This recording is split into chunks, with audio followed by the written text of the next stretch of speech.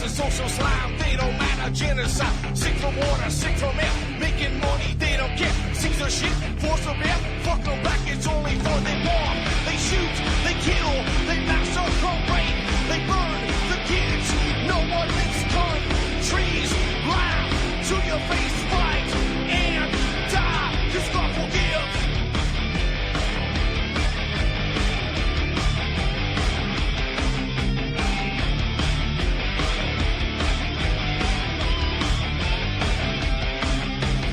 Selling lies and buying time, killing people next in line. Lower classes, social slide, they don't matter, genocide. Sick from water, sick from air, making money, they don't care. See their shit, force a bear, fuck them back, it's only fair. They bomb, they shoot, they kill, they massacre, rape, they burn the kids.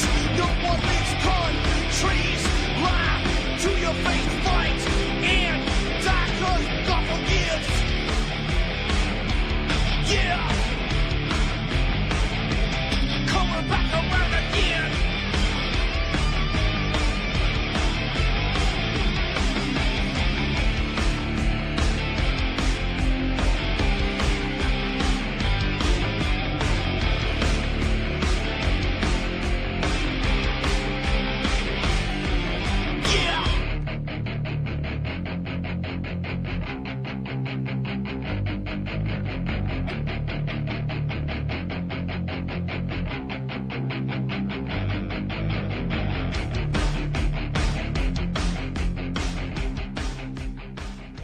Well, welcome to the show. I'm your host, Ron Stevens, and this is Game On right here on UCY.TV. It is, what is it? It's the 19th of June, 2016. 2 days to go till summer, which is great news. And we actually have a nice day going here today. Sun's out. Got no planes flying that I'm aware of today, which is an odd situation, but we'll take it. It's pretty bad when it's, people look up in the sky and they go, oh, look, they're not spraying us today. One of those rare non-spray days. But we'll take it because they're few and far between anymore. I'm supposed to have a Pastor Dowell, Charles Dowell, out of Tennessee as a guest today. I haven't really hooked up here. I've been just running crazy busy, so I'm going to see if I can't get a hold of them. And it should be interesting. And so hopefully I can hook up with them because I think we'll have a really interesting show on that. Right now, however, let me see. I was sent a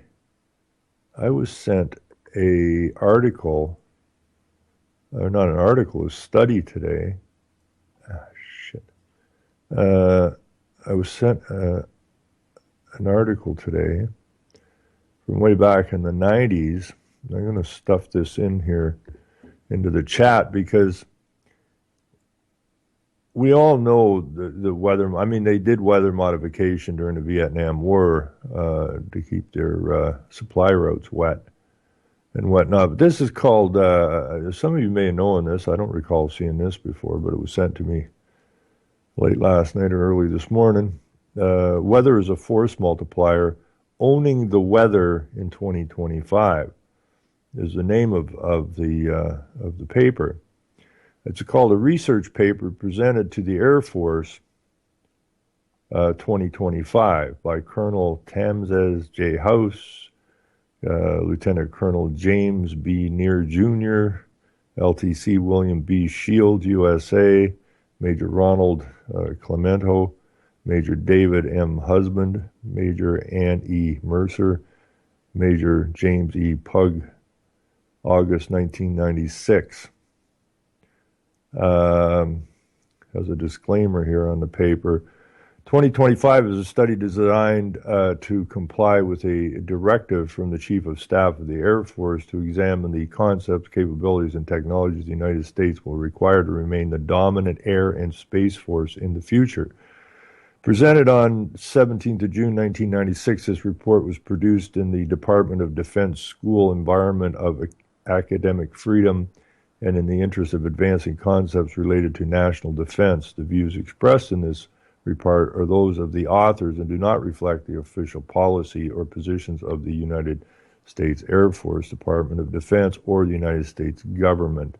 This report contains fictional representations of future situations, scenarios. Any similarities to real people or events other than those specifically cited are unintentional and are for purposes of illustration only. This publication has been reviewed by security and policy review authorities. It is unclassified and is cleared for public release.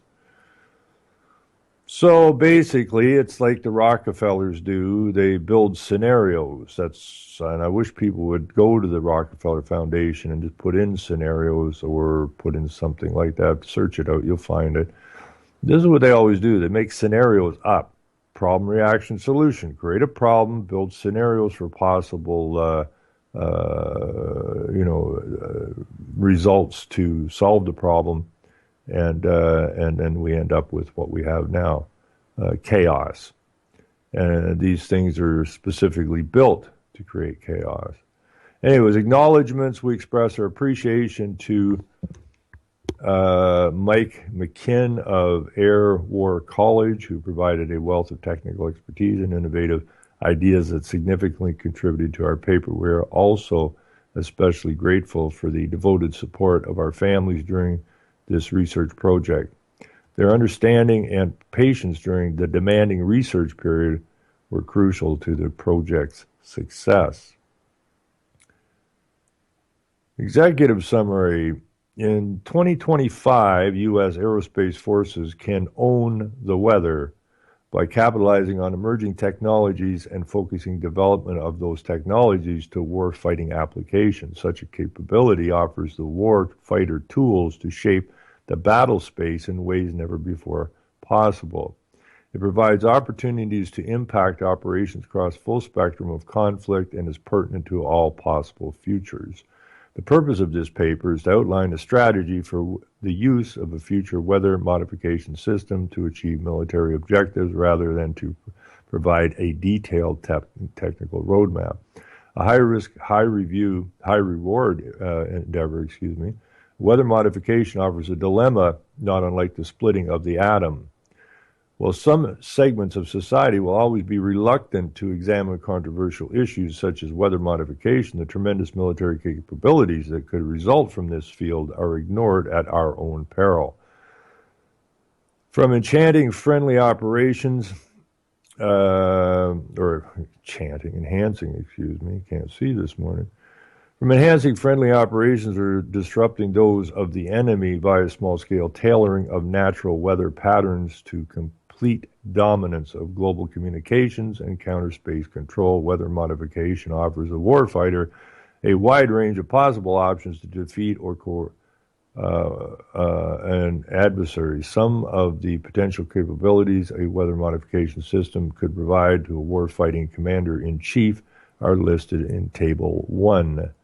Technological advancements in 5 major areas are necessary for an integrated weather modification capability. Advanced nonlinear modeling techniques, information gathering and transmission, global sensory array weather intervention techniques. Some interventions tools exist today, and others may be developed and redefined in the future. So what's the purpose of this? It's the Operation Capabilities Matrix, degrade enemy forces, participation enhancement, creating floodlines, decrease comfort level and morale, storm enhancement, precipitation denial, deny fresh water, space weather, disrupt communications, radar, disability, destroy space assets, fog and cloud removal, deny concealment, increase vulnerability, detect hostile weather activities, and it goes on here how they're going to work the weather. Anyways, current technologies that will mature over the next 30 years will offer anyone who has the necessary resources the ability to modify weather patterns and their corresponding effects, at least on the local scale. yada, yada, yada. In the United States, the weather modifications will likely become a part of national security policy with both domestic and international applications. Our government will pursue such a policy depending on its interests at various levels. These levels could include unilateral actions, participation in the security framework such as NATO, membership in the international organizations such as the United Nations, or participation in a coalition. Assuming that in 2025 our national security strategy includes weather modification, its use in our national military strategy will naturally follow.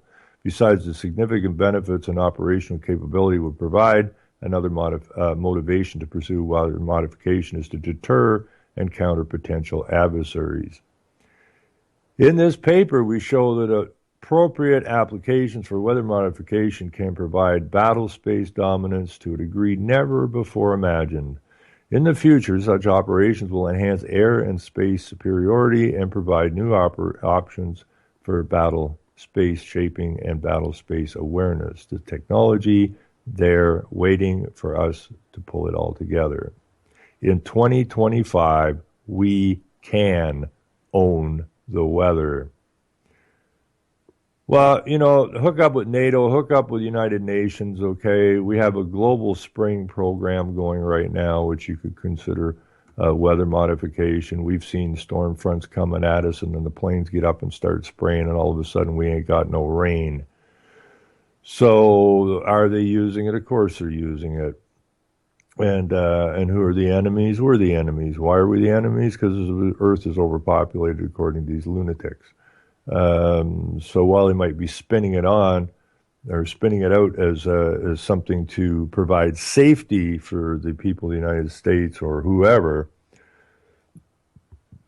we know that these people have created all the wars and have destroyed millions and millions of people, hundreds of millions of people over the years. So, it's going to be used for nefarious purposes. Absolutely. So just like in the Rockefeller Foundations, okay, they make up these scenarios. And it says scenario, okay, scenario. Imagine that in 2025, the U.S. is fighting a rich, but now consolidated, politically powerful drug cartel in South America.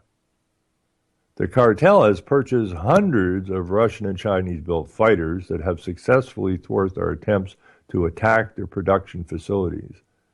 With their local numerical superiority and interior lines, the cartel is launching more than 10 aircraft for every one of ours. In addition, the cartel is using the French system, well, I can't even say that, SPOT is the acronym for it, Positioning and Tracking Imagery Systems, which in 2025 are capable of transmitting near real-time multispecular imagery within 1 meter resolution. The U.S. wishes to engage the enemy on an even playing field in order to exploit the full potential of our aircraft and munitions. Meteorological analysis reveals the equatorial South American typically has afternoon thunderstorms on a daily basis throughout the year. Our intelligence has confirmed the cartel pilots are reluctant to fly in or near thunderstorms. Therefore, our Weather Force Support Element, WFSE, which is part of the Commander-in-Chief's CINC Air Operations Center, AOC, is tasked to forecast storm paths and trigger or intensify thunderstorm cells over the critical target areas that the enemy must defend with their aircraft. This is the kind of crap that your tax dollars goes to pay for it. Okay, these people are loonier than hell. They've always been loony. They'll always be loony. And how the hell they get to the top where they're running the show is beyond me. We just ain't been paying no attention.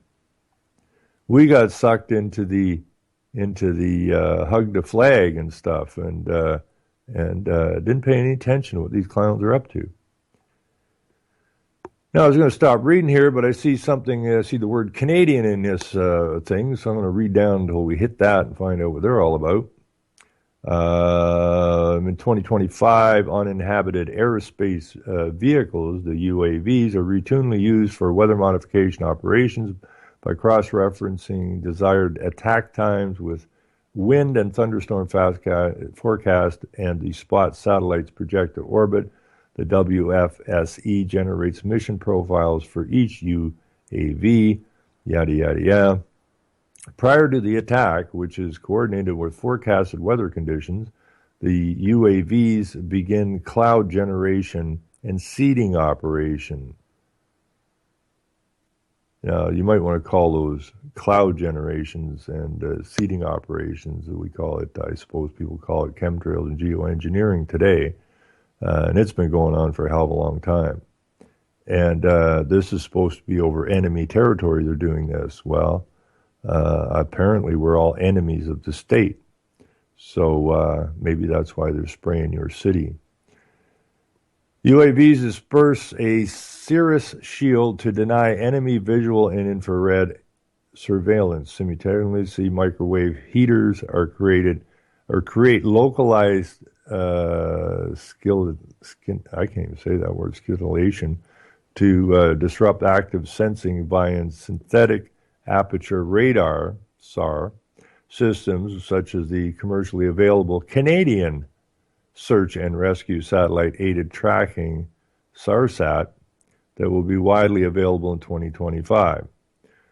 Other cloud seeding operations cause a developing thunderstorm to intensify over the target, severely limiting the enemy's capability to defend. Yada, yada, yada. This scenario may seem far-fetched, it says, but by 2025, it is within the realm of possibility. The next chapter explores the reasons for weather modification, defines the scope, and examines trends that will make it possible in the next 30 years. Required capacity. Why would we want to mess with the weather? Good question. According to General Gordon Sullivan, former Army Chief of Staff, as we leap technology in the 21st century, we'll be able to see the enemy day or night in any weather and go after him relentlessly. A global, precise, real-time, robust, systematic weather modification capability will provide war-fighting CINCs with potential force multiplier to achieve military objectives. Since weather will be common to all possible futures, a weather modification capability would be universally applicable and have utility across the entire spectrum of conflict. The capability of influencing the weather, even on a small scale, could change it from a force degrader to a force multiplier. People have always wanted to be able to do something about the weather. In the U.S., as early as 1839, newspaper archives tell of people with serious and creative ideas about how to make rain. In 1957, the President Advisory Committee on Weather Control explicitly recognized the military potential of weather modification, warning in their report that it had become a more important weapon than the atom bomb. However, controversy since 1947 concerning the possible legal consequences arising from deliberate alteration of large storm systems meant that little future experimentation could be conducted on storms which had the potential to reach land. In 1977, the UN General Assembly adopted a resolution prohibiting the hostile use of environmental modification techniques. The resulting Convention on the Prohibition of Military and any other hostile use of environmental modification technique, known as ENMOD, committed the signatories to refrain from any military or other hostile use of weather modification which could result in widespread, long-lasting, or severe effect. While these two events have not halted the pursuit of weather modification research, they have significantly inhibited its pace and development associated with technology, which producing a primary focus on suppressive versus intensification activities. The influence of weather on military operations had long been recognized. During World War II, Eisenhower said, Europe's bad weather is the worst enemy of air operations. Some soldier once said The weather is always neutral. Nothing could be more untrue. Bad weather is obviously the enemy of the side that seeks to launch projects requiring good weather, or of the side possessing great assets such as strong air forces which depend upon good weather fix effective operation. If really bad weather should endure permanently, the Nazi would need nothing else to defend the Normandy coast. So what we have here is that after 1945, once everybody joined on to the United Nations, they passed a thing that you're not supposed to use weather modification for military, right? For military purposes. Of course, it says it hasn't stopped anybody, but it has toned it down a little bit. So how do we continue on with the weather modification unabated? Simply we move it over to the environment side. Okay, we move to the environment side. We have to modify the weather because there's droughts here and there's too much rain there. So we use that. We continue to use the weather modification. Now, this paper came out just about the same time period as Agenda 21 came out. And Agenda 21 is a UN document. This is tied to the UN and NATO. And what do the boys that created the UN and NATO want? They want world supremacy over everybody and everything on the earth. They want complete control of all resources on the earth. They wish to give you what they consider adequate use of the resources, but they control and they define the word adequate. So if they want to get rid of a bunch of people, all they got to do is go do some weather modifications and flood out a bunch of crops or drought out a bunch of crops, and therefore there's not adequate food for the people on the planet. And fits right in with their depopulation program. So this is more nefarious than fighting Japanese, Russian warplanes in South America. It's just like all the mad scientists got together. First, and I have not looked into that tight. I saw some articles on it. The first grocery store in the United States didn't appear till 1947. Okay, and that's after they're signed on to the UN. That's after World War II, and that's the UN agreements. And that is Kissinger, I believe, said it, that control the food, control the people. Well, they control the food. Look at the shape of the people. The people are sickly. The people are very sick. Why are they so sick? Well, what are they consuming? They're consuming the so-called foodstuffs of those who control the food. It's like controlling the weather. You control the food, you control the people. You control the weather, you control the people. You control the education, you control the people. You control the health system, you control the people. It's all about control. Why can't people get that? You've always seen the old B movies, at least I have. I'm old enough to remember the old B movies, and there was always this crazy scientist they had to get rid of who wanted to control something. And there was all kinds of movies about controlling the weather. If I could control the weather. So they got all the crazy people together, the crazy scientists. They got the whole damn works together. They got the guy that wants to control the food, the guy that wants to control the health, the guy that wants to control your water, the guy that wants to control the weather, education, so on and so on and so on and so on. Got them all together. So they have control now, because if they control your food and your water and your weather and your education and your religion and every other damn thing, where does that leave everybody? Under a jackboot. And we got to come to terms with this stuff.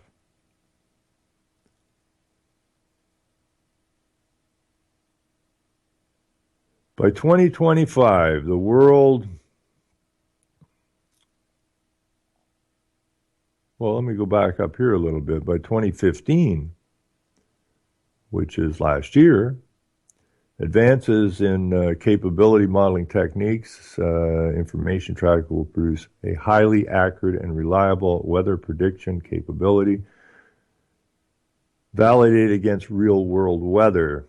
In the following decade, population densities put pressure on worldwide availability and cost of food and usable water. Well, hello, Agenda 21. Okay, in the following decade, that's after, so that's from 2015 to 2025, right? That's the next stage, which is the 2030 agenda of the United Nations and their signatories, which is everybody. In the following decade, population densities put pressure on worldwide availability and cost of food and usable water. Now, when this article started, it was about protecting the United States and that from Russian China planes running drugs out of South America. Well, we all know that the government, CIA, FBI, CFR, all these clowns, Trilateral Commission, have all been in business in the drugs. The United Nations is huge in the drug business. So obviously it wasn't about stopping drugs coming out of South America. The underbelly undermines the gut of the nation state. No.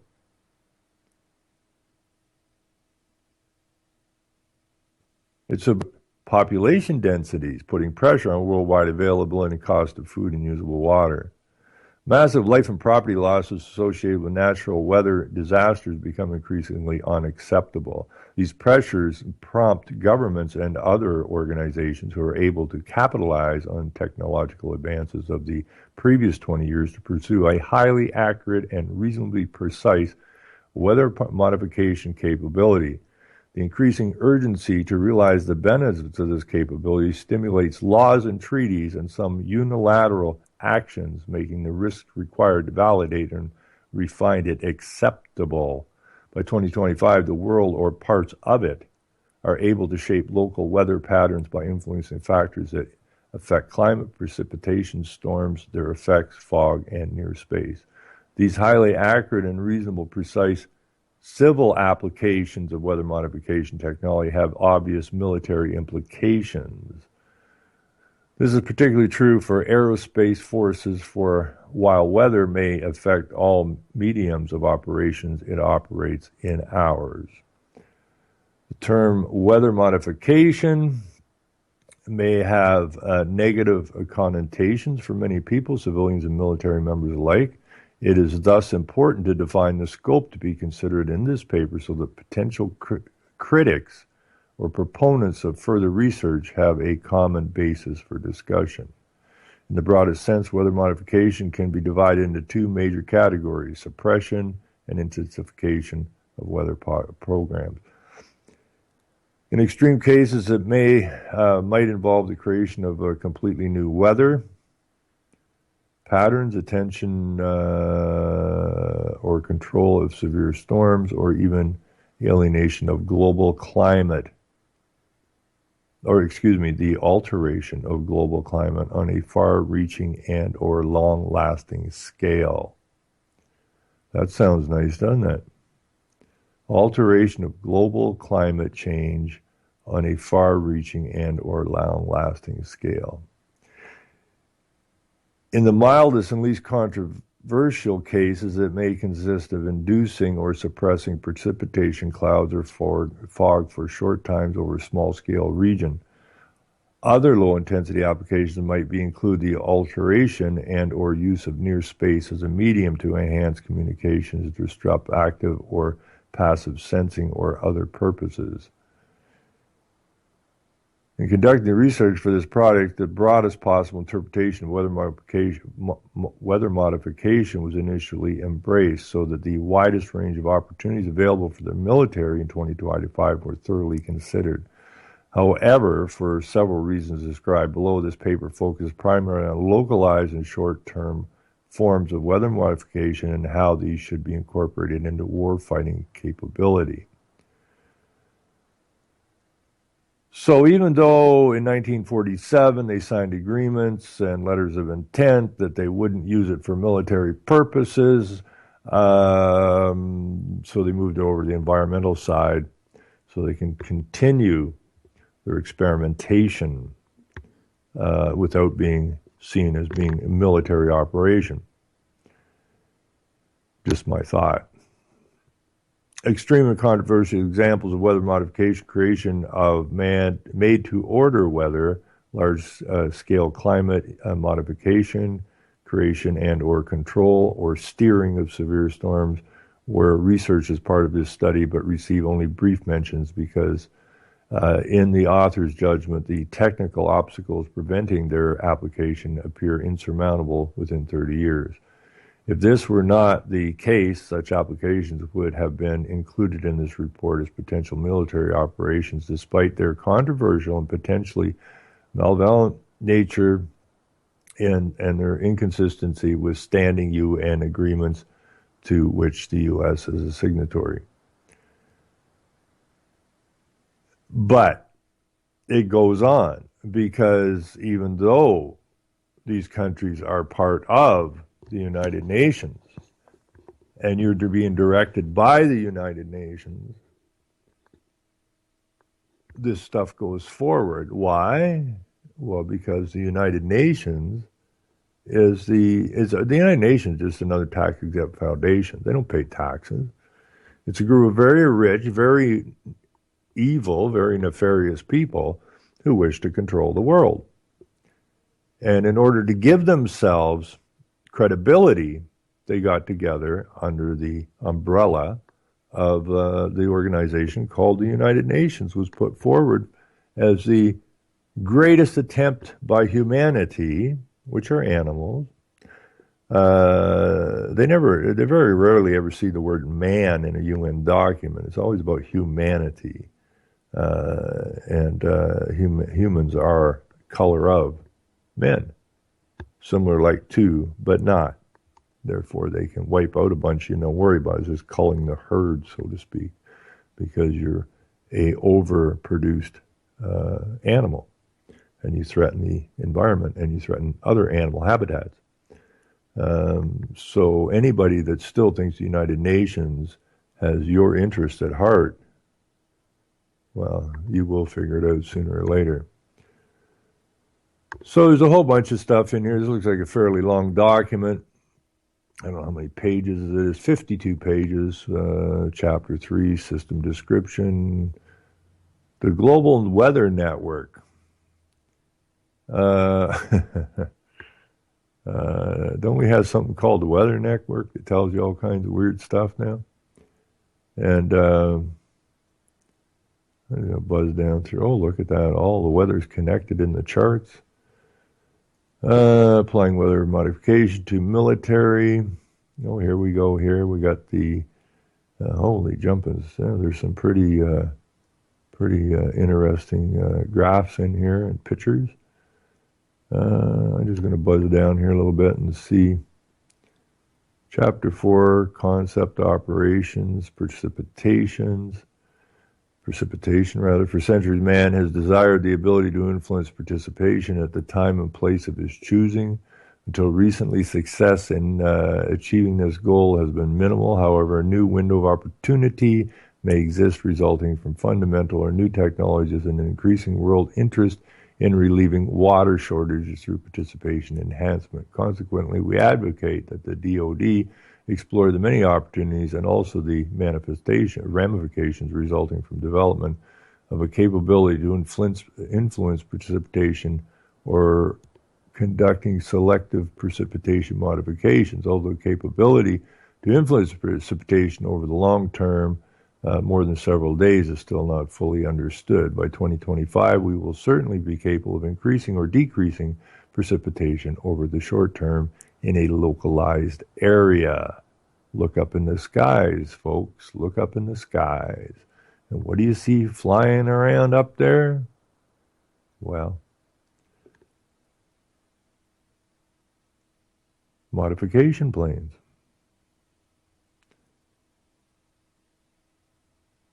Before discussing research in this area, it is important to describe the benefits of such a capability. While many military operations have been influenced by precipitation, ground mobility is most affected. That's what they did in Vietnam. So they've had that capability for some period of time, just basically cloud seeding. But now, when you think about it, and apparently Monsanto or Roundup or somebody has, or Monsanto, I guess, is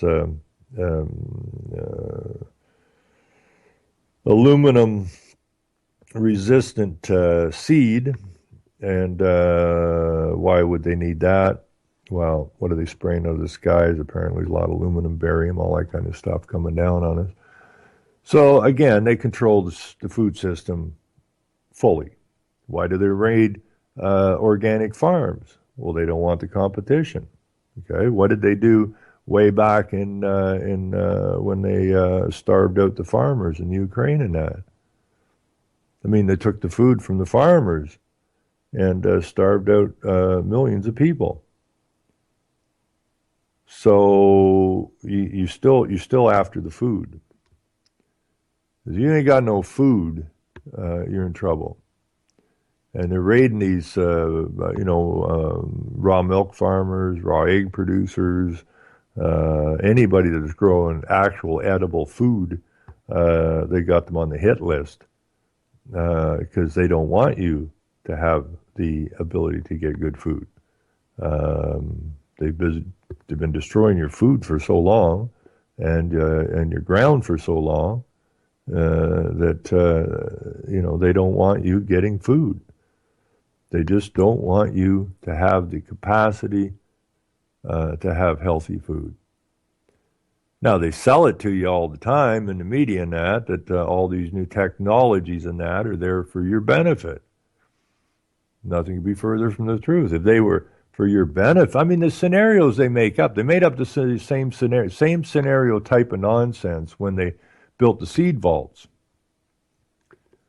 They told you, well, what if there was a big, problem? What if there's a world war? What if there was, catastrophic floods? What if there was catastrophic droughts? What are we going to do? Because in each of those scenarios, they would wipe out the seed base. So what are we going to do for you people? Because we love you so much, we're going to collect up all the seed and we're going to take it away from you. We're going to put it in the seed vaults. And then we're going to feed you our food. This is somebody playing God.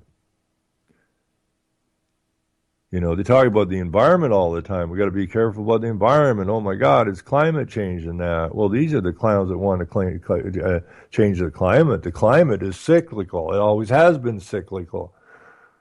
They want to mess with the water currents. They want to mess with the air currents.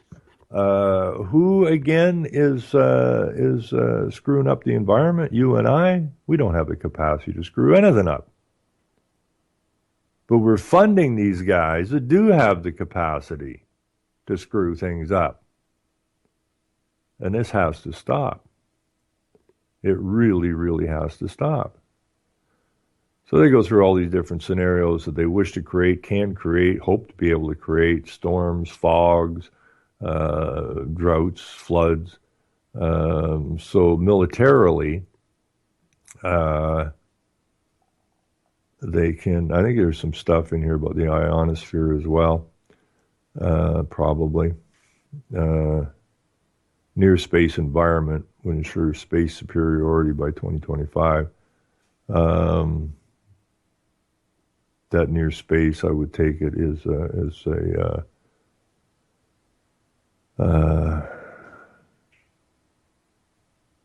ionosphere. While we recognize that technological advances may negate the importance of certain electromagnetic frequencies for U.S. aerospace forces in 2025, such as radio frequency, high frequency, and very high frequency, the capabilities described below are nevertheless relevant. Communications dominance via ionospheric modification. There you go. Modification of the ionosphere. So while people are down here hugging trees and bitching at one another, here's the graphs and everything showing how they wish to fire intense MW, I don't know, that's megawatt or what it is, intense beams up into the ionosphere and pushing it around and stuff. We've all seen that from HAARP. And here's artificial mirrors. They got different transmission stations, ground-based aim generators, receiver stations.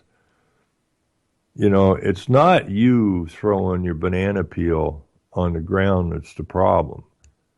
Okay, that's not the problem. The Earth can easily survive that, and so can the people. But they got people looking at each other, blaming each other. Oh, you lit a cigarette, you're wrecking the environment. Oh, shut up, please. You know? You know how much plastic are in the ocean? No, tell me. And then they give you these numbers, right? And you say, where'd you get those? Well, somebody told me. And so why don't they just take a net out there and gather the shit up and get it out of the ocean? Because if they did, you wouldn't have anything to bitch about. You telling me you don't have the capability to go out there and boom up the plastic and suck it up off the surface? Of course you do. Why don't you do it?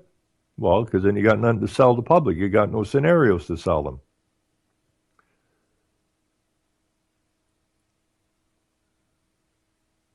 Artificial weather. Well, that's good. I like artificial weather. It's got to be much better than real weather. You know, we watch fiction. We live in fiction. So why the hell would you want real weather? Why wouldn't you want fictional weather, right? Why wouldn't you want scenario-created weather? Investigation recommendations. How do we get there from here? To fully appreciate the development of the specific operational capabilities weather modification could deliver to the war fighter, we must examine and understand the relationship to associated core competencies and the development of their requisite technologies. So we got some more graphs and stuff here on how they can use this stuff. Very interesting article, though. And, it's tied to the UN, it's tied to NATO, even got Canada in there a couple places. And they're telling you straight out what they're up to. Why is the ionosphere important? Oh, I don't know. The ionosphere is the part of the Earth's atmosphere beginning at an altitude of about 30 miles and extending upward 1,200 miles or more. This region consists of layers of free electrically charged particles that transmit, refract, and reflect radio waves, allowing those waves to be transmitted great distances around the Earth. The interaction of the ionosphere on impinging electromagnetic radiation depends on the properties of the ionospheric level or layer, the geometry of transmission, the frequency of the radiation. For any given signal path through the atmosphere, a range of workable frequency bands exists. This range between the maximum usable frequency and the lowest usable frequency is where radio waves are reflected and refracted by the ionosphere, much as a partial mirror may reflect or refract visible light. And it goes on. So this is this is a very interesting document. It's not unlike other ones I've seen. It was just sent to me, like I said, early this morning or late last night. So they're doing research to better understand and predict the effects of messing with the ionosphere. That's nice to know. What happens if we push too hard or we blow a hole in something or whatever. But these people will just try to work their way around it. Now, if they mess up, a few years back when people were first really talking about HAARP and that, people were talking about can they create an earthquake with HAARP? Is this why, can they create an earthquake under the water? Can they, and from there make a tsunami or a tidal wave? and blow out a nuclear plant. I don't know. Can they? You know, there's a lot of talk about it, but can they actually do it? I don't know. They can or they can't do it. I don't have any proof.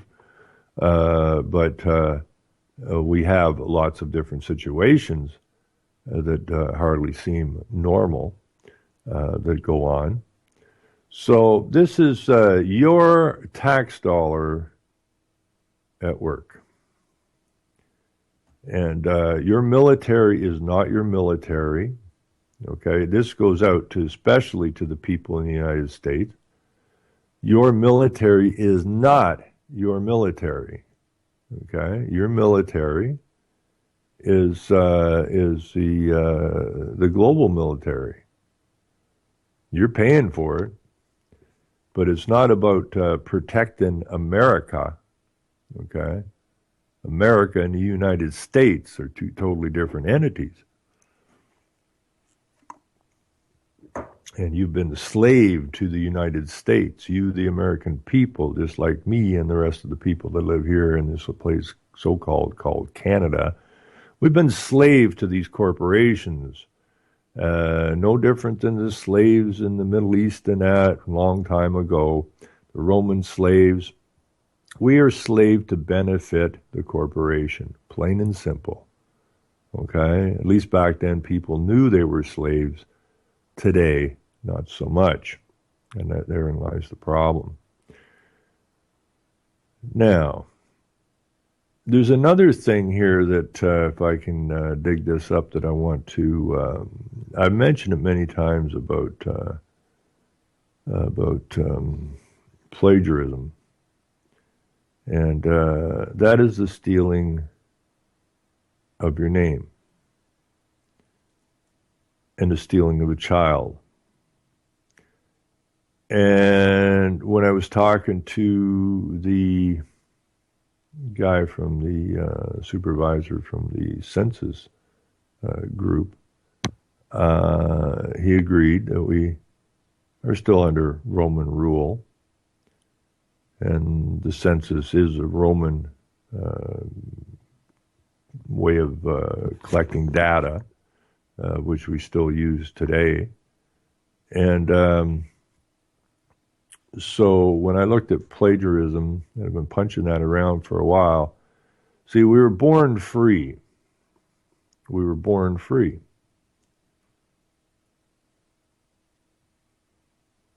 Yes and no, because my parents were not born free. Okay, this is when they started bringing the recording of the so-called births. And your parents created products. And then it's recorded by the state. The name is plagiarized, it's commercialized, it's corporatized, and you've been born into a slave situation. You were born free when you were first born, before your mother signed the paperwork, or your parents signed the paperwork, which handed you over to the state. Now, that was through coercion and lies and so on and so forth. And I'm just trying to find, I was looking this up, and it actually is in Roman law, and you're not supposed to be doing this stuff. You're not supposed to be stealing children, and so on and so forth. And what they've done to us is absolutely against the law. If I can find it. Oh, wait a minute. Is it up here? Here it is, I think. Google Translate. Let me see here. Yeah, plagiarism comes from the word. Let me get this sorted out here. Now, somebody put this in another. They dug this out, and it's what I was looking up was the word plagiarism, and I don't know why this is not. coming up as clearly as it should. But it comes from the Latin plagium, subterfuge. The term plagiarism comes from Latin plagium, subterfuge. In Roman law, stood for sale as a slave of a man who was known to be free, or of subtraction of a slave of others through persuasion or corruption of the same. In the broadest sense, is identifiable with the kidnapping of both free and servile condition, was crimen required by legis publici, or whatever that, I can't read Latin, but basically introduced around 90 BC by the Lex Fabia de Plagiaris. Now, if you look up legal, you'll see the word lex. Okay, legal's not law. Okay, this is a commercial situation, according to which he was punished by way of plagium. Whoever had kidnapped a free man, he had reduced in change, sold or bought, or had induced to flee one another's slave, he had kept hidden or sold or bought. Of this crime he would answer even the simple accomplice. In the Republican era, the penalty was a fine of $50,000 gold, while in the post-classical law it came providing for cases of greater gravity, i.e. the death penalty. And if you look up plagiarism in etymology, you will end up at the same place. And if you look up, I use this rather, if you just put in legal dictionary, you'll come up with all of the definitions of the words.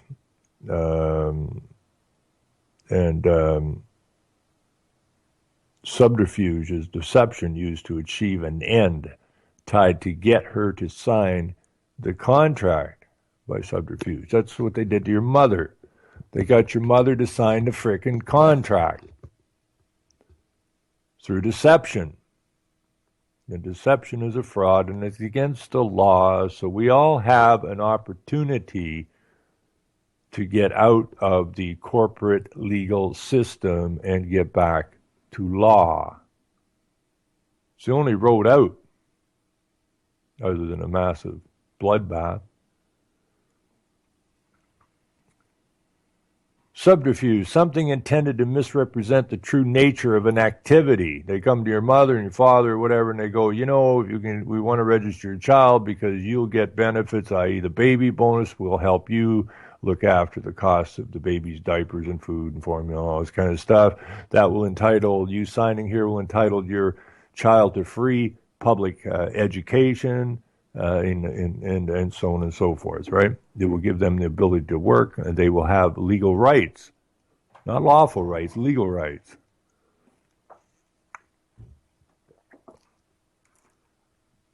And they tricked your parents.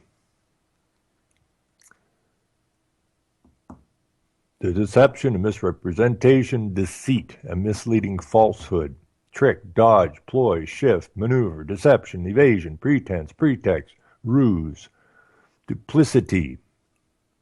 And this is if you put a duplicity, you have what the Queen did. A deliberate deceptiveness in behavior or speech. Double dealing. Okay, double dealing. On the one hand, the Queen or Elizabeth took the oath to uphold the laws per the King James Bible, but then there was a caveat in there, to the best of her ability. Well, if she doesn't have any ability, then she can't uphold the law.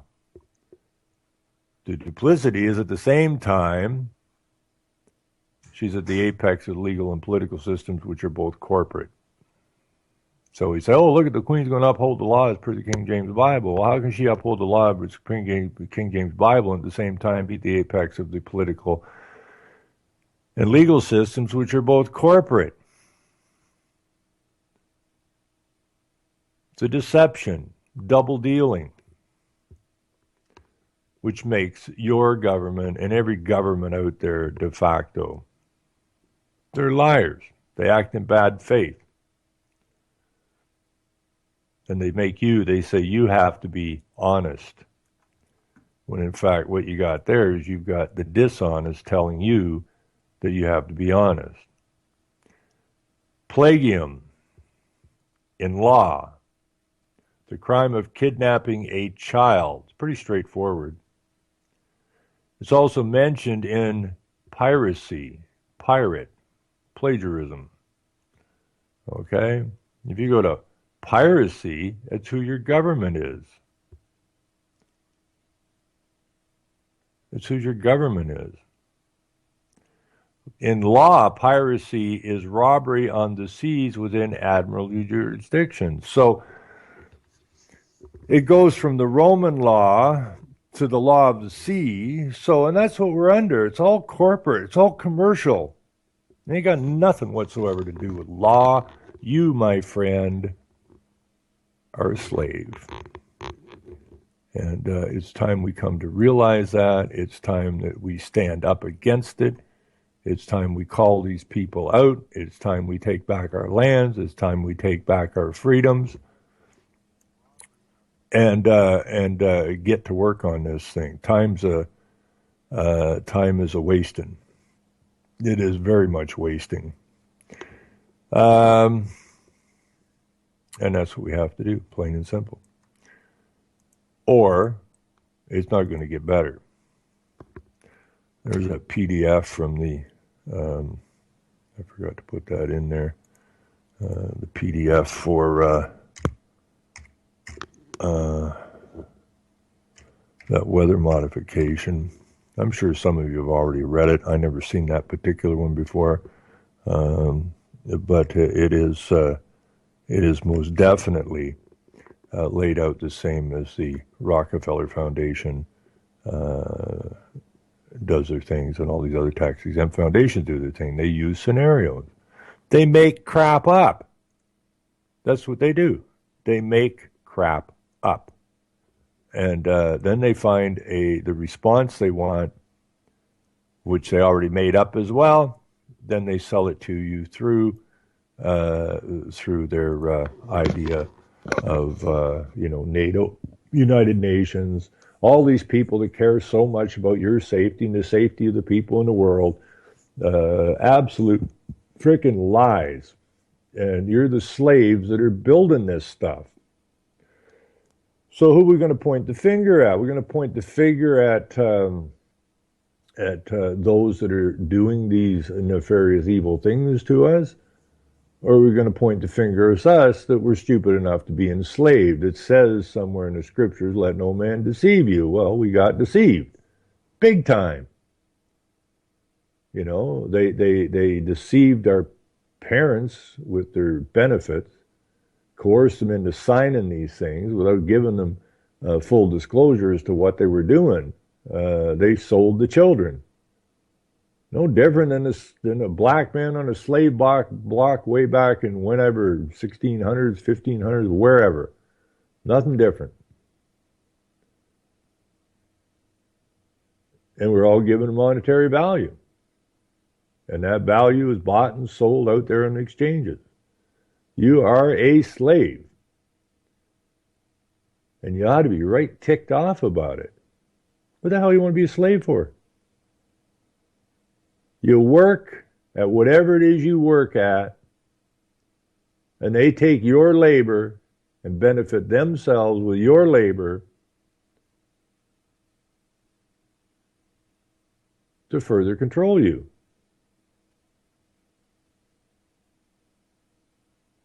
And that's really pathetic that we put up with that sort of thing. Really, really pathetic. So as the word gets out, it's the time the slaves got a little uppity. You know, it's really time the slaves just got a tad on the uppity side and said, you know what? We ain't gonna put up with this crap anymore. We're done with it. Because we need to be done with it.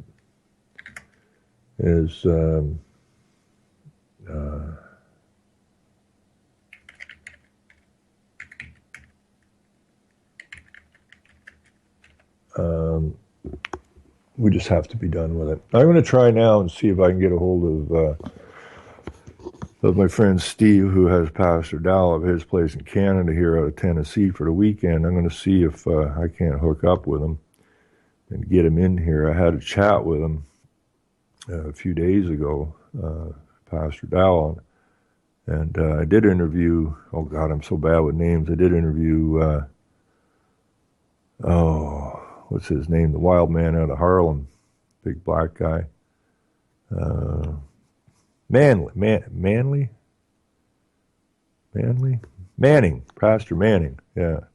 Always calling Obama a long-legged Jack Daddy or whatever the hell he calls him. And it was actually a fun interview. I enjoyed talking to that guy. At least he's talking. You don't have to agree with any of these people, but at least they're talking.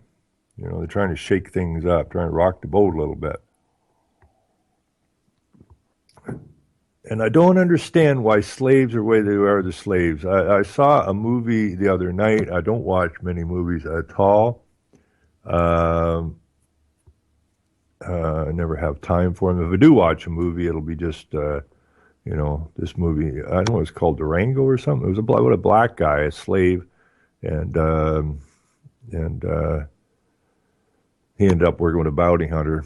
I don't remember what the name of the movie was, but there was some interesting stuff in there because he got bought for the simple fact that he knew who these guys were and he could spot them that the bounty hunter was looking for. So he took them under his arm and they kind of worked out a partnership.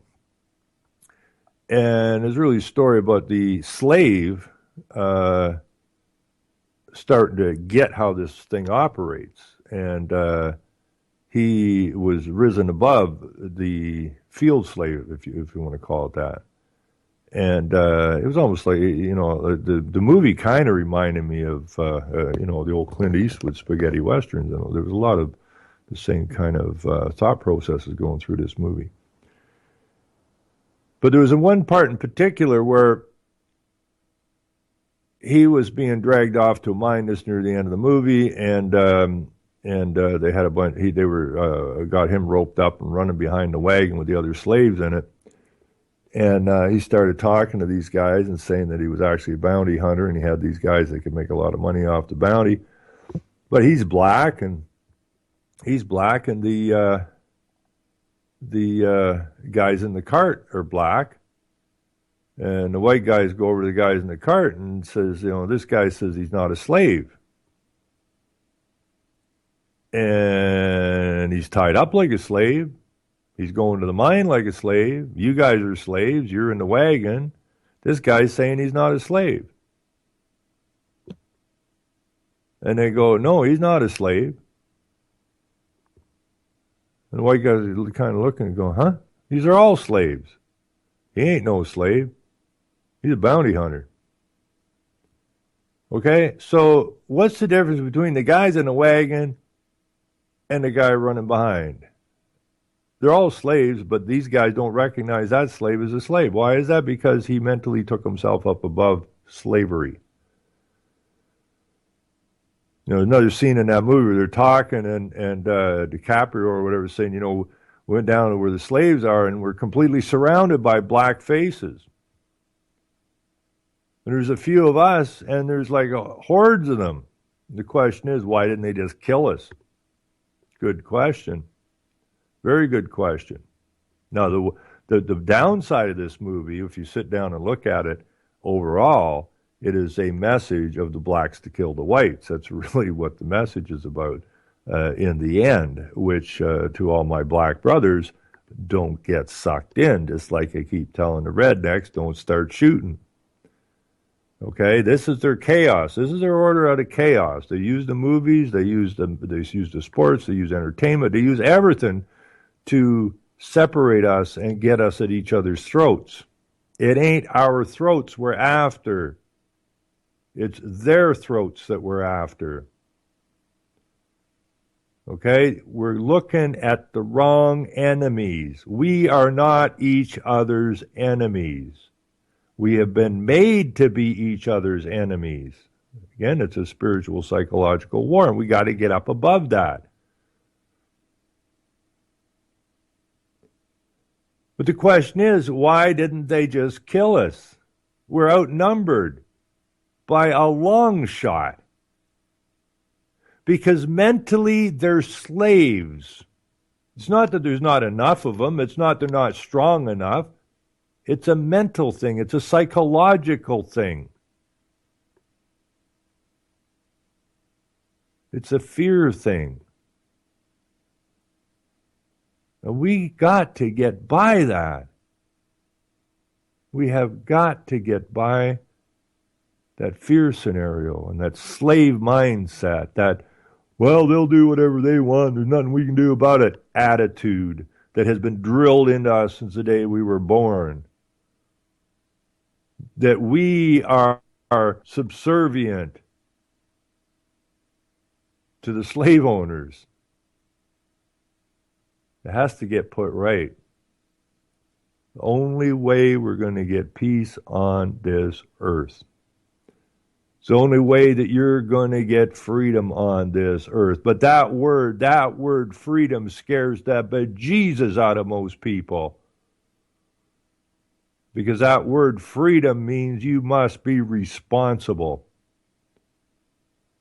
And as long as you got a government sitting there, a so-called government, saying that they'll be responsible for you and they'll make sure you get fed and they make sure you get educated and so on and so forth,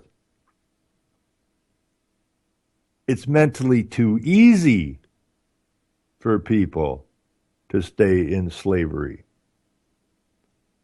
Well, it could be worse, you know. No, it couldn't. You're a slave.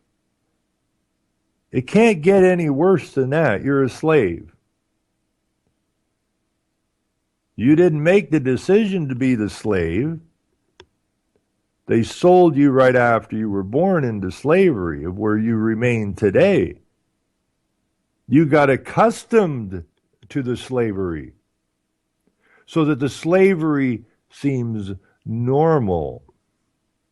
There's nothing normal about slavery. And we've got to change our mindset somehow. If we can't change our mindset, then as their technology increases, their capacity for their technology to increase means what? What does it mean? It means simply we need a hell of a lot less slaves on the plantations to produce the same amount of stuff. So why are we fading all these slaves? Why are we putting up with all these slaves? Because sooner or later these slaves are going to get it and they're going to rise up against us. Well, let's take control of the food. Let's take control of the water. Let's take control of the skies. Okay? Let's take control of their education and their religions. Okay? And then we'll just kind of depopulate them.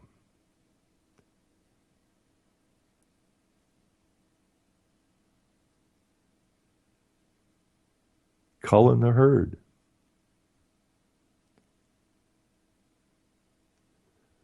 The only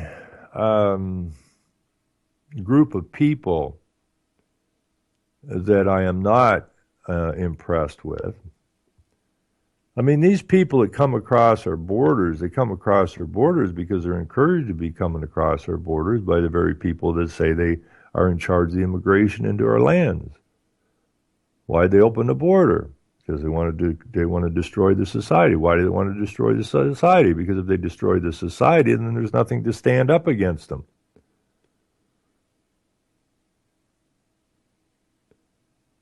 There's nothing there. You have factions everywhere, different factions, fighting against one another.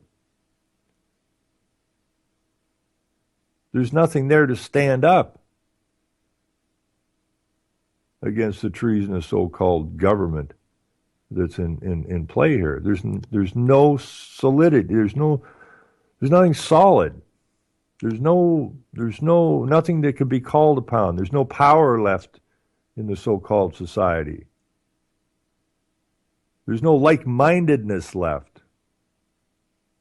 Now, a lot of people would disagree with that, saying, well, we got the militias. Well, yeah, you do. But how strong is the militia? Everybody in America was supposed to be in the militia. Being an American, you were automatically part of the militia. You were the defense against tyranny. Well, how much tyranny does it take before the defense mechanism kicks in here?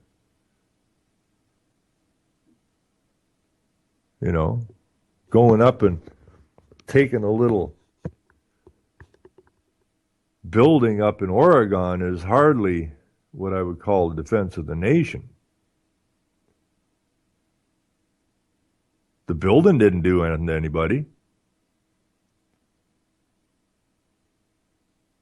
And any orders that people got that were working out of that building didn't come from inside that building. They came from a place long ways away from Oregon.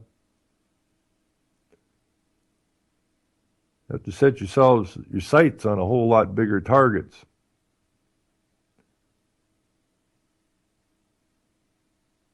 Where is the corruption found? Where is the ultimate corruption found? It certainly isn't found in Oregon or Nevada or in Texas.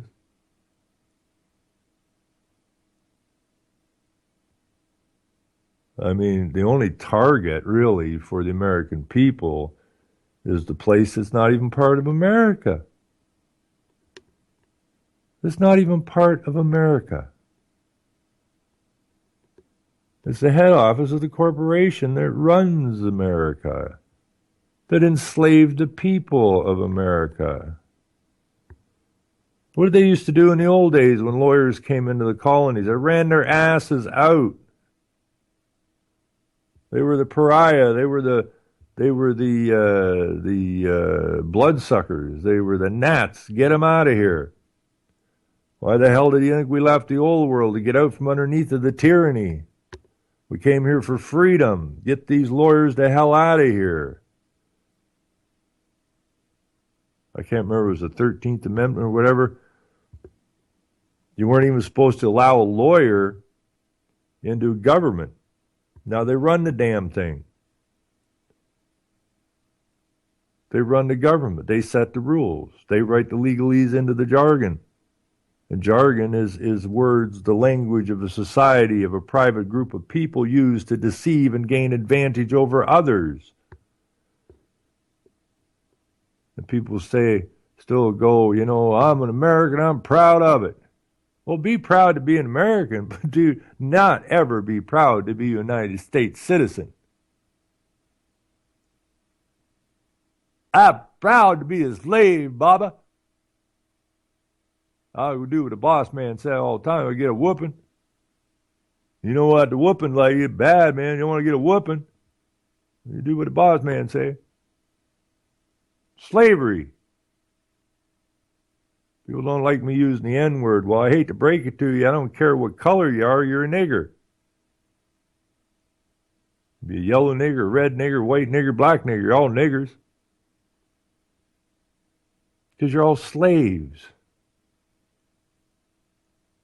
You're all slaves. It doesn't matter if you're a black man, a red man, a white man, you're a slave. You're being enslaved, and your labor's being stolen, and your lives have been stolen. You ought to be right pissed off about it.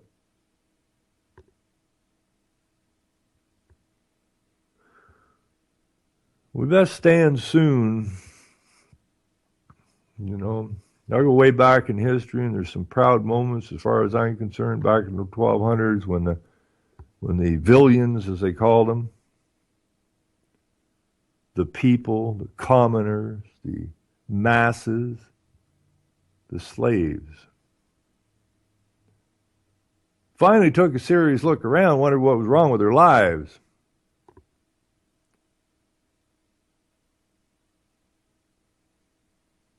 It's false authority, false law.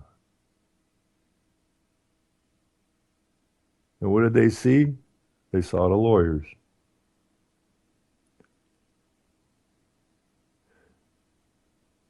And they said, you know, what we need to do is we need to get rid of all these damn lawyers and the judges who are also lawyers. Let no man judge you. Only a group of your peers has the authority to judge another. And they went on a warpath. They rose up. And they went after them suckers. So why, when they come here and they start the colonies, what was it they didn't want in the colony? Lawyers.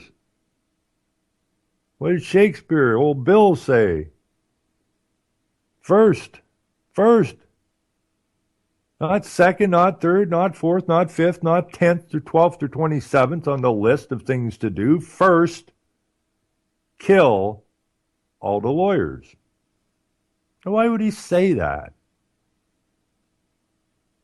Because he understood what the problem was.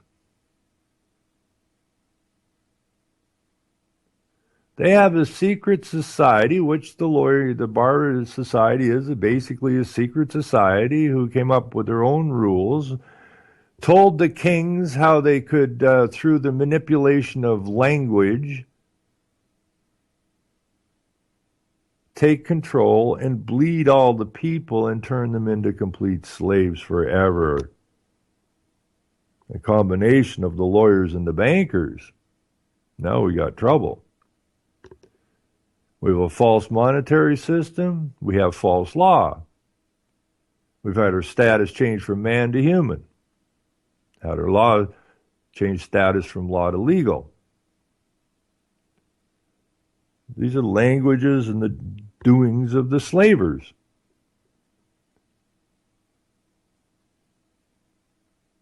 Maybe people enjoy being slaves. I don't know. I'm getting damn tired of it, I'll tell you that. What do we got to do? Simply stand up and say, I had enough of this crap. Simple as that. Had enough of it. This, there's only, you can't put a word in front of law. You can't do it. Because it changes the meaning. Anytime you put a word in front of another word, you change the meaning of the word. And we just got to get back to simple law. Not common law, not Roman law, not admiralty law. It's all slave law. It's the language and the terminology of the slavers.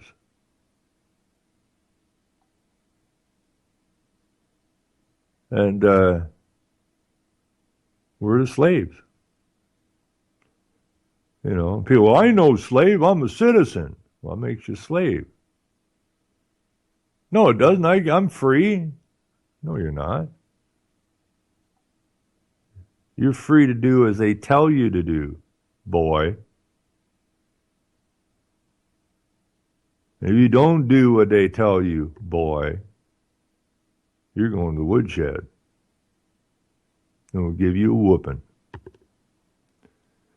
We can take your so-called freedom at any moment we want, throw your ass in a cage or a hot box like they used to do to slaves. They also used to put the prisoners on the work farms, the white guys, in the hot box if they didn't listen to the boss man. If you think you ever been free, you got some serious thinking to do. Because you ain't been. What I think we really need is we need kind of like a new Reformation.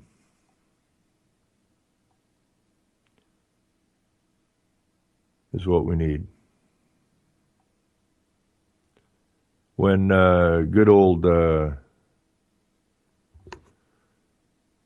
God, I'm bad. Martin Luther figured out the criminality of the Catholic Church in Rome in his time. He just sat down and wrote out all his grievances and went and hammered it on the door. And thankfully, the printing press had just been invented, and this thing went far and wide, this list of grievances.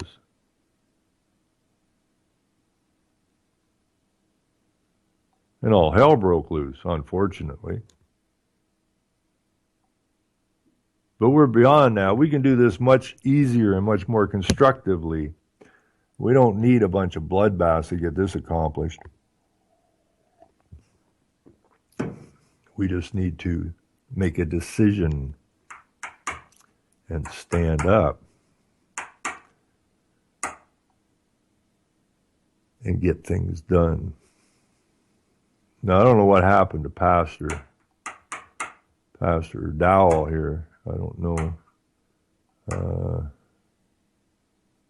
Don't seem to be showing up here, but that's okie dokie with me.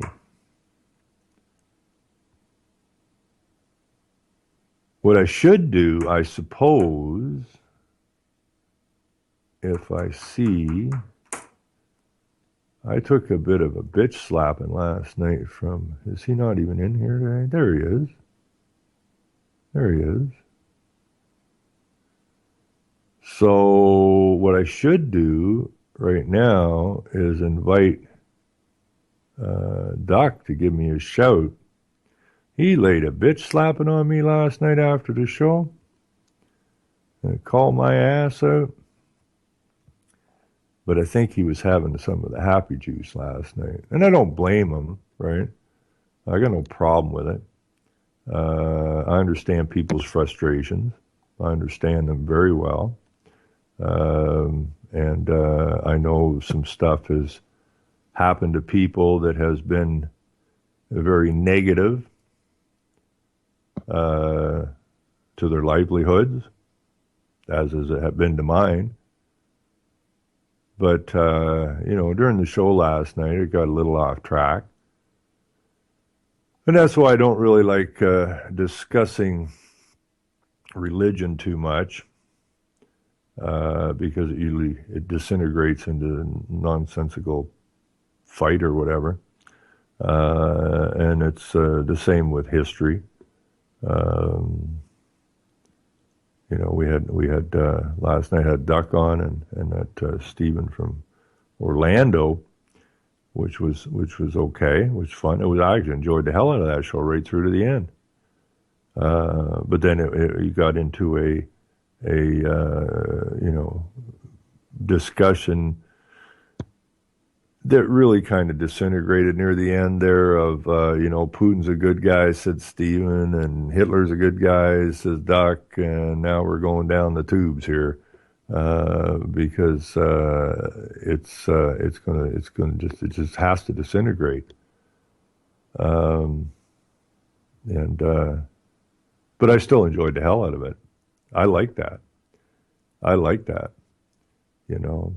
bitched on for the word they, and, I got called, who are they? Well, they can be whoever the hell you want them to be, I suppose. I mean, it runs the gambit of evilness. I mean, any man can be an evil man, but apparently it's all the Jews, and I got a real kick out of that when Stephen blamed the whole mess that we're in now on a Jew. Jerry Seinfeld is the cause of everything going bad in the world. And he is in entertainment, and they do control the entertainment business and all that kind of stuff. But to specifically dump it on one group of people, yes, probably they're the ones behind, the banking and the lawyering. I know they're behind the banking, the lawyering, and the media, and all this kind of stuff. But the fact remains, there's not enough of them. I suppose this is where I should have been last night. I was really tired as I am today. Maybe that's a better explanation of it.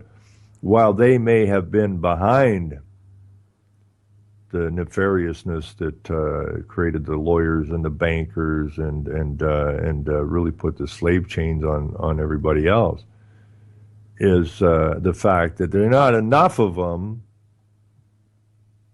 to pull it off. Okay, so they need help. So while you can point it at the Zionists, the Jews, the Kazanskis, the Jews, the Zionists split, the who's a Jew, who's a Zionist, who gives a shit? Certainly not I. You know, if we nail down, this is like chasing down 9/11 is basically what it's like. This is about chasing down the assassination of JFK, if you will. It doesn't freaking matter.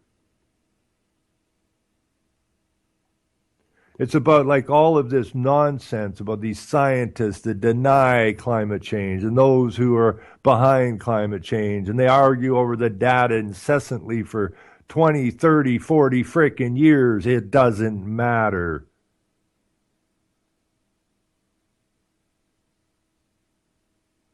It's like a dog chasing his tail. It don't matter. The dog didn't go anywhere. He's still, when he stops, he's in the same freaking spot he was before he started chasing his tail. Didn't accomplish anything. Tongue might be hanging out, might be a little thirsty, but didn't accomplish nothing, didn't get anywhere, and didn't discover anything.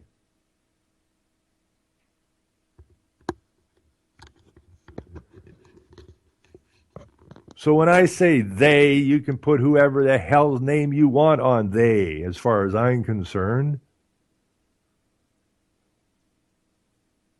Because I ain't going to spend the rest of my life worrying about a Rothschild or a particular Roth. The fact of the matter is that we've been slaved. Now, whoever started it, started it. Why they started it, don't give a damn. Who's involved in it, I really don't give a damn. The fact is we've been slaved. It doesn't take a real intelligent man to take a look at the picture and everything is controlled. So you go back and you say, well, okay, what did they say way back when? They. There I am using that word again, they. Sitting around a table, how are we going to pull this off? No different than the bankers over in Jekyll Island. How are we going to pull this off? They pulled it off. They did. But they were smart enough to know they couldn't pull it off themselves because there ain't enough of them, so what do they need? A few men that understand what the hell the game is and a bunch of useful idiots to pull it off for them. So to sit around wasting time bitching about a Jew or a Rothschild or anything else is a dog-chasing tail effort. Every single one of your people that have been elected at your local community hall are guilty of moving the agenda. The only place that you have any capacity whatsoever to make any positive change is at your local level where your frickin' boots are, where your tail's attached to your dog's ass. You're going to fix it at the local level, you're going to lose it at the local level. What did they say? They're going to create these documents, and who's going to implement them? Those at the local level. And what's that going to do? It's going to give all the power to those at the global level. It's a global fight, all right. And we're global slaves. And if we're stupid enough to worry about who a Rothschild is or any of these other people, other than for research purposes, it's a waste of time.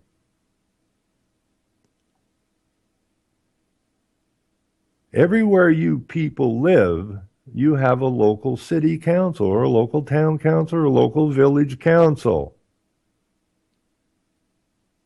And they are the house niggers for the globalists. Because where you live is your house. Your community is your house. Your neighborhood is your house. It's time we get some brooms and clean out our houses. Because only by cleaning out our houses are we going to push these sons of bitches back. Well, I knew it was Rockefellers all along. I knew them damn Rothschilds was bad. Meanwhile, you got the house nigger down the street whooping on your ass all the time.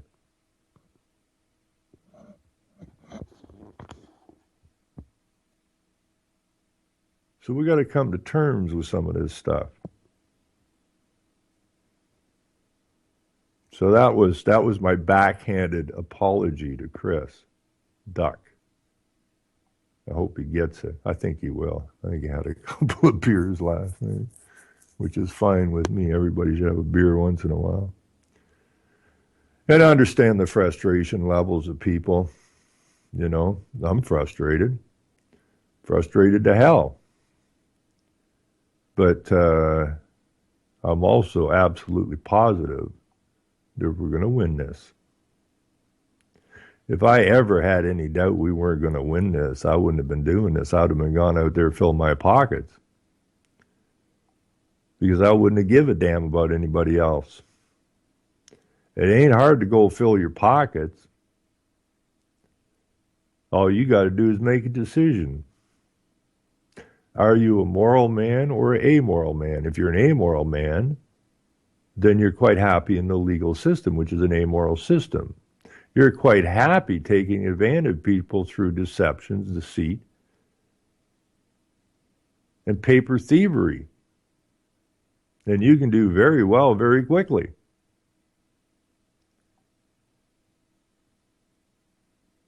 But the only way that we're going to get rid of the slave chains is get back to the moral code, which means we don't want to be going into the amoral. We want to stomp that out. Instead of the amoral jackboot on our face, we want to stick our moral jackboot on their face. And there's a lot more of our boots than there are their boots. So we win. Because we're supposed to win.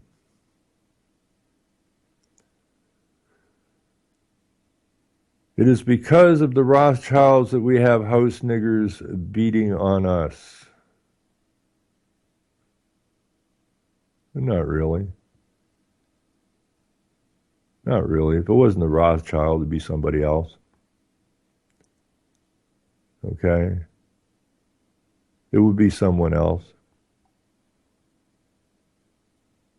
There are always certain factions that will take advantage, given the opportunity to take advantage. I don't give a shit what their name is. Okay? It's when the people get weak and get deceived and get suckered by offers they know are empty.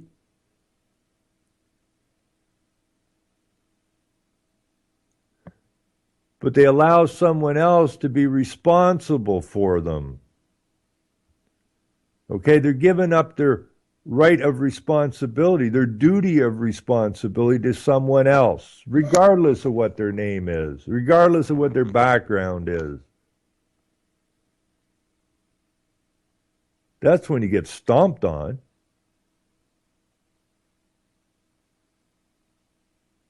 You get deceived into it. You get suckered into it. Well, he offered me this if I'll do that. So it doesn't matter. It's just the general people have to become stronger.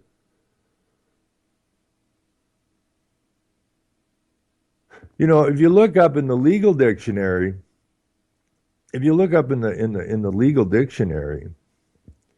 wherever the hell that went to,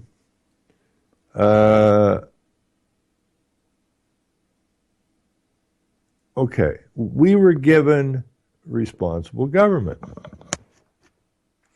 Now, we were given responsible government.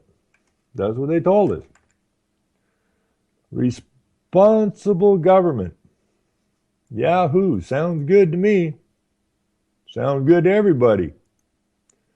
We got some responsible government. What's responsible? That's what I say. Everyone's upside down, backwards. We're going to fix it up here. Responsible is legally liable. Well, wait a minute. Responsible is legally liable. Well, legal is commercial. It's corporate. Now, if you're a responsible citizen, you're accountable, assailable, at fault, blamable, blameworthy, chargeable, culpable, guilty, indebted, negligent, obligated, obliged, and reckless, associated with the concepts of duty. That's under dependable. Responsible under liable. Again, accountable, dependable, dutiful, legally accountable, legally obligated, legitimate, liable, obligated, trustworthy.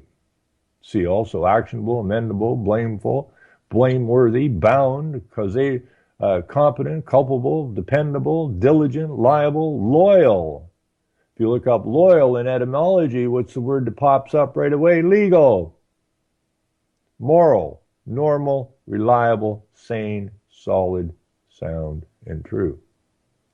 That's who your government is supposed to be. They are supposed to be accountable, assailable, at fault, blamable, blameworthy, chargeable, culpable, guilty, indebted, negligent, obligated, obliged. That's what they are supposed to be to you because they are your slaves in a responsible government. Only they flipped it. They made you the servants. They made you the slaves and tagged you with all of this nonsense, is what they did. And you accepted it.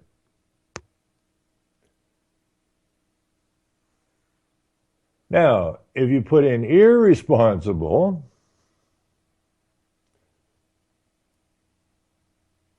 okay, so this is also responsible is also mentioned in accused, actionable. Alcohol, tobacco, firearms, explosives, Bureau of whatever. Okay? These are all supposed to be responsible to you, not you to them. Okay? Automobile accident, bar responsibility for serving, beholden, blameful, board of directors, body corporate. That's responsible. Ass backwards. We didn't do anything except for getting suckered.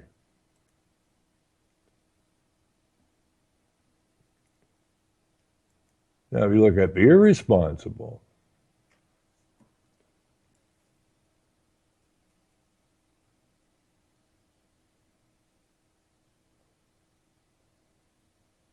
we find our government arbitrary, capricious, changeable, disloyal to the people, disobedient to the people, dutiless to the people, frivolous, inconsistent, infirm of purpose, lawless, rebellious, shiftless, thoughtless, treacherous, trustless, uncontrolled, uncurbed, undisciplined, undutiful, unreliable, unstable, unsteady, untrustworthy, untrusty, vacillating, wavering. Associated concepts of irresponsible is incompetence. This is your government. They are completely irresponsible to you, to the duties they have to you. Why would they be that? Because you're the frickin' slave, not them.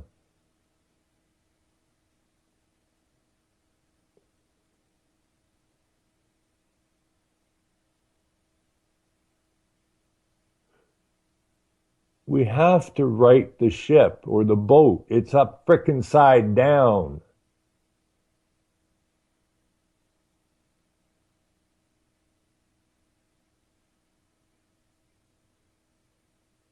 They're lawless because they're in the legal system, which is lawlessness, because they break the law. The legal system, similar to like but not. It's a use, it's a deception. It's used to deceive people. It's used to rob people.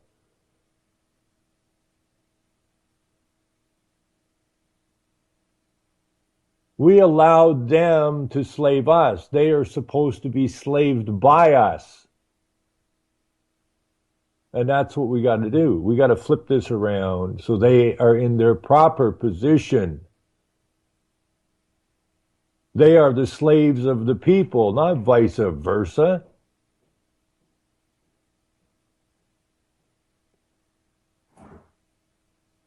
We have to understand that. If we can't understand that, we're basically screwed.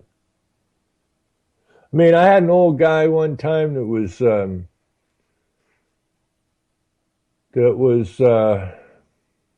his 80s.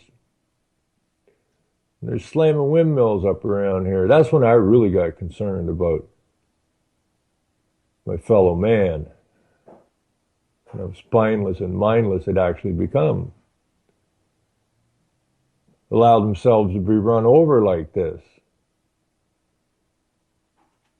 Instead of standing up as independent men and women gathered together for a common cause, and as to drive this thievery from their lands, they run to the big house. Hey, master, master, this is not good, master. Shut up, slave. Shut up, slave. The only difference is they give you an opportunity to change out your slave master every 4 or 5 years.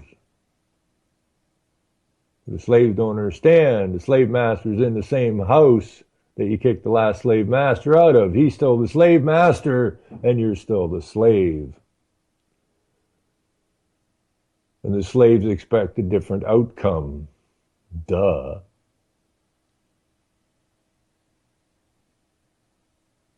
But this 80-some-year-old guy,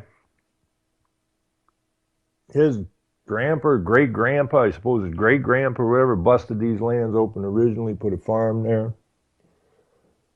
Came over from wherever he came from, Scotland, England, Ireland, wherever, get out from under the tyranny, promised land, promised property, but the lawyers, I guess the Rothschild, the bankers, I guess the Rothschild,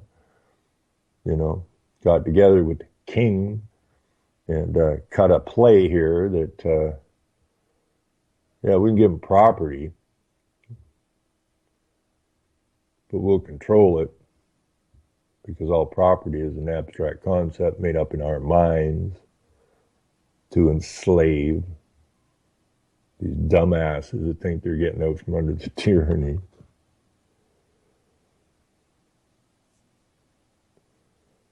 This guy was in his 80s now, and he worked his land all his life, grew up on the farm.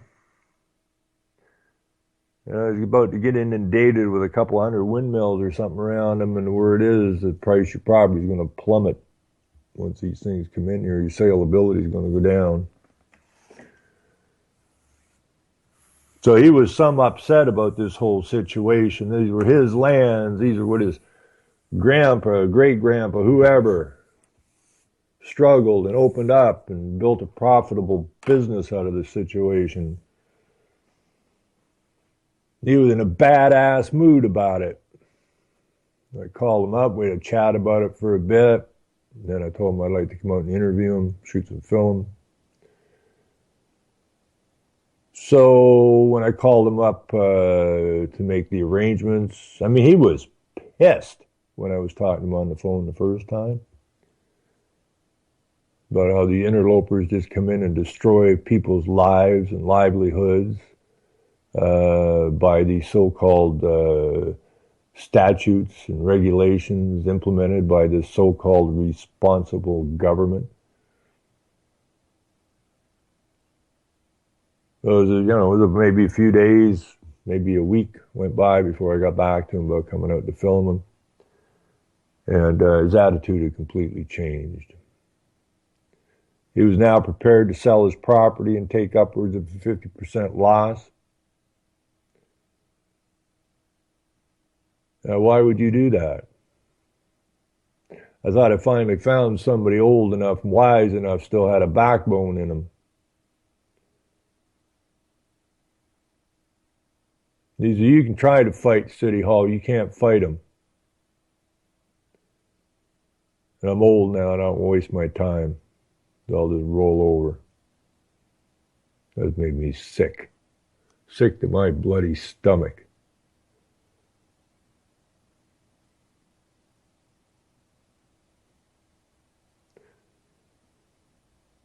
Why does anybody want to be a slave?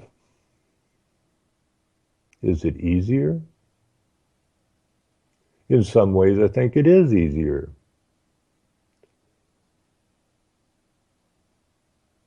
You're told what to do, what you can do. You're given the limitations of what you can do. You understand that if you break the house rules, then you're going to take a whooping. So just stay within the house rules. But what if they start making really stupid house rules? Well, it could be worse. I've heard that so many times. It could be worse. You know, they got you pinned down now. They keep coming up with these dumbass rules. They just keep, oh, I'm a slave. You know, as long as they don't beat me too much. And, you know, they say, well, if you don't break one of these 9 million laws, well, then you won't get a whooping. You just got to keep your nose clean. The mindset of a slave. You know, I go to go fishing or something. They go, you got a fishing license? No. No, I don't. Well, you can't go fishing. I mean, you listen to the ludicrousy of this, just the thought process of it.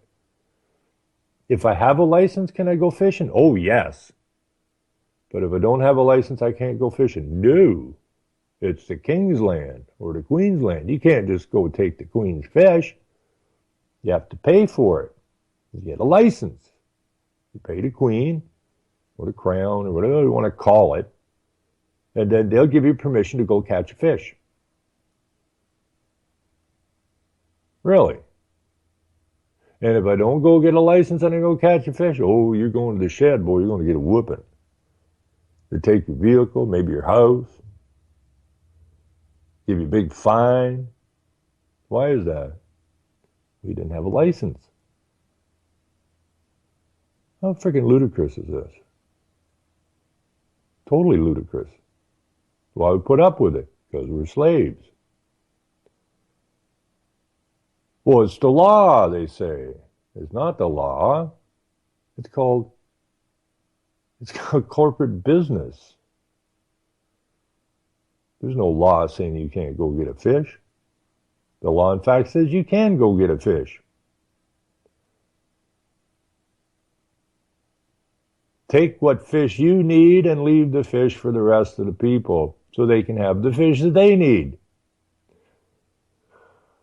No, what we did was we corporatized and commercialized everything. So if I have a license, I can go and catch a gazillion fish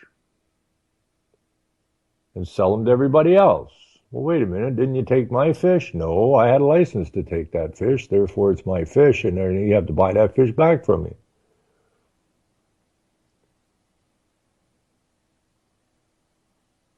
All ass backwards. Stupid, stupid, stupid people. And I'm one of them. You know, I don't want to go to the woodshed. You know, I don't think they're whoopings. I mean, I understand the game. I had lots of interactions with lots of police over the last few years, and I'm just looking at them as me. They're just a slave dressed up in a clown suit, kind of a, you know, house nigger suit, lower house nigger suit. And so they're still niggers, just like we all are niggers. And try to talk to my fellow niggers in the funny suits to try to clue them in a little bit.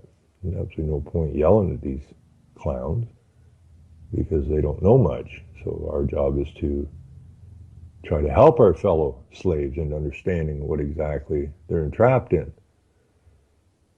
But I do need to get back on the road, and so I have to deal with some of these house niggers and explain to them that no, I don't need a license. No, I'm not getting a license. You harmed me. I didn't harm you. I'm in law and you're in illegal. and it don't bother me anymore. So we're getting very close to that now. So we'll see how that works out. I think it'll work out fine. I've had enough experience with the police over the years that and enough interaction with them and cut enough agreements with them over the years that I think I can make my case. And if I don't make my case, well, tough luck.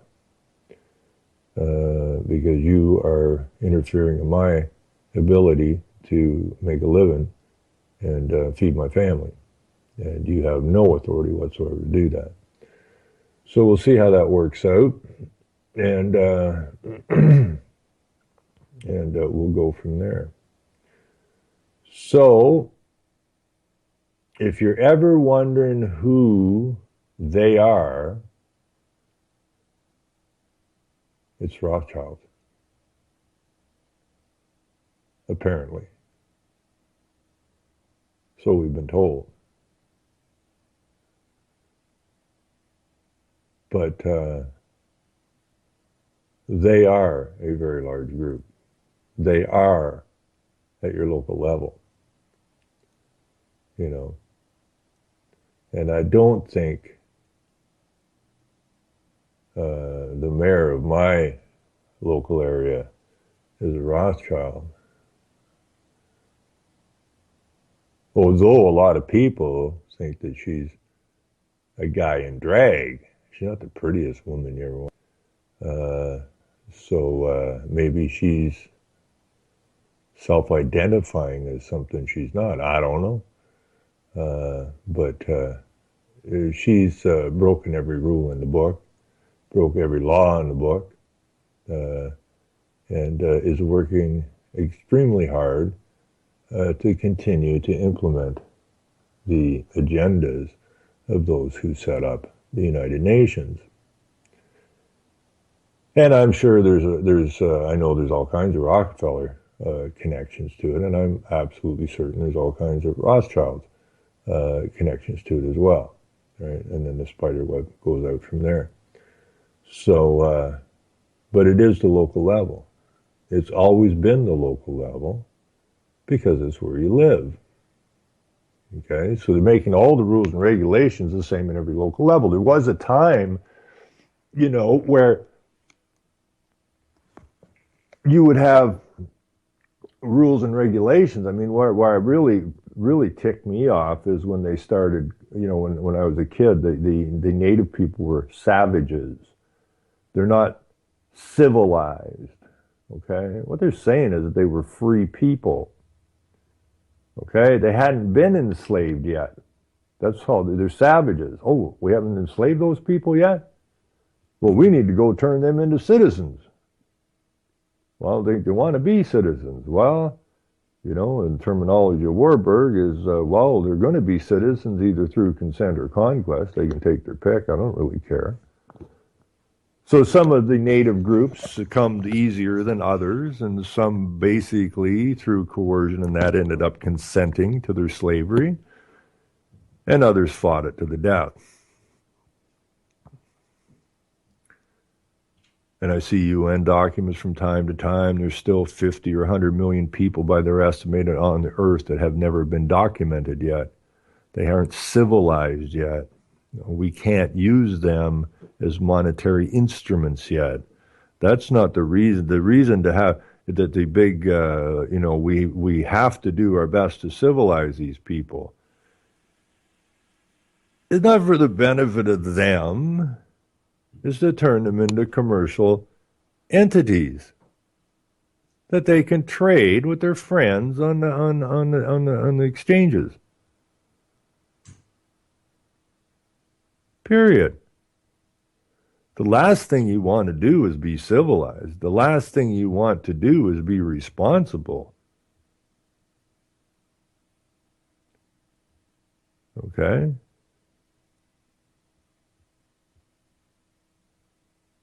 And if you look up in etymology, under responsible and irresponsible, irresponsible seems to be, one, what your government is, and two, You know, your government does all these things that screw you over, and they never seem to be held liable for any of them.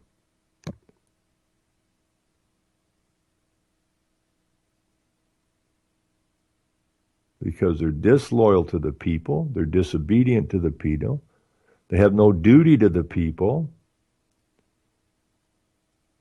they're lawless as far as the people goes because they deal in the legal system. They're shiftless as hell. They're treacherous as hell. You can't trust them. They're uncontrolled, unencumbered, undisciplined, undutiful to the people, unreliable to the people, unstable. And you can say that mentally, I suppose, because if you listen to some of these politicians, you would say, man, is this a bunch of unstable people? Holy crap. But most definitely untrustworthy. And most people look at them as the associated concept of incompetence.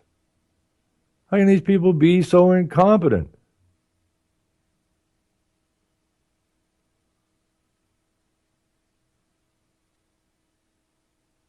We have to hold their feet to the fire. We have to make them aware that we,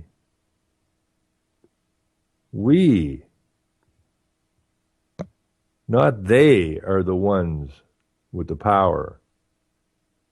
That they are our servants, that they are our slaves, and if they don't do what they're supposed to do, and if they breach their oaths to the people, then it is they that are going out to the woodshed for a good whooping, and not the people. We need to put the fear of the people into our servants.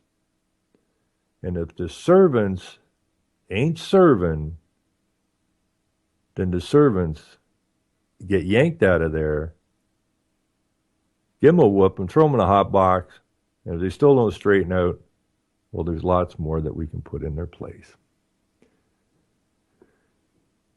How does a responsible government figure they got a open credit card that we've signed on to, that we are responsible for their stupidity, for their incompetence, for their indebtedness? How is it we became responsible for that?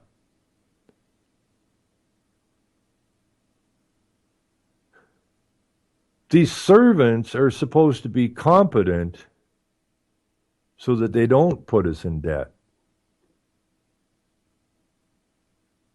So if they put us in debt, they need to be responsible for that debt. But they're not. We are. That's how upside down this is. If I hire an employee and the employee goes out and starts doing stupid shit, I'm going to haul his ass in quick. Have a good chat with him. And either straighten out your act or you're out of here. We got these people in our senates in Canada and the senates in the United States and the Congresses and all. I've been around there forever. How is that possible? Are they that competent? Are they that dutiful? No. No, they're not. They're just taking advantage of the upside downness of what's going on. Anyways, that's all I got to say today. If I irritated anybody or pissed anybody off, tough. I hope something I've said today somewhere during today's broadcast has given people pause to think about some stuff. And if not, well, we'll try again Tuesday night at 7 o'clock right here on UCY.TV. I hear music. We're out of time. Duck, I love you. Thank you, listeners. Thank you in the chat. Thank you, UCY. Thank you, Jules, especially. And we're going to win this. There's no mistake about it. It's tough. Let's get at it. Have a great day, everybody. I'm going to win. Bye-bye. They kill, they massacre, they burn the kids. No one makes fun. Trees laugh to your face.